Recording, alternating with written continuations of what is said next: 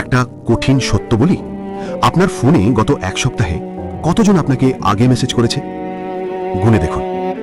আমি মিথ্যা সান্ত্বনা দেব না, সত্য বলবো, এবং সত্য একটু কামড়ায়।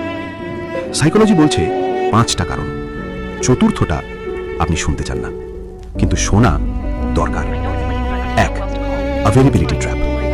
কেউ রাত 2টোয় কল করলে ধরেন, প্ল্যান ক্যান্সেল করলে মেনে নেন, রিপ্লাই না দিলেও আবার মেসেজ করেন, তাহলে আপনি টু অ্যাভেলেবল।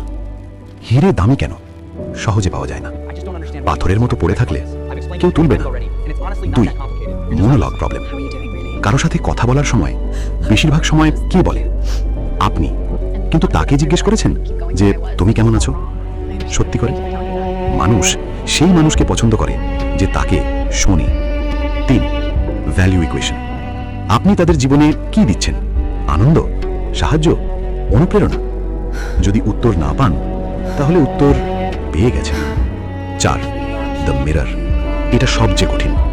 আপনি যখন রুমে ঢোকেন, মানুষ কি স্বস্তি পায় নাকি চাপ অনুভব করে? আপনি কি আলো নাকি বোঝা? 5, প্লট টুইস্ট। থামুন, সবকিছু আপনার দোষ না।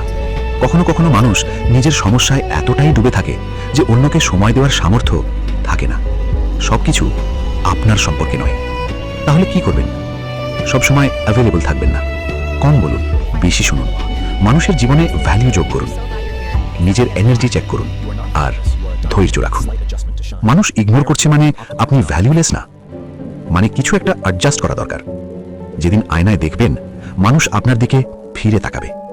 কোনটা আপনার সাথে মিলেছে? নম্বর লিখুন, 1, 2, 3, 4 বা 5। সেভ করুন, দরকার হবে।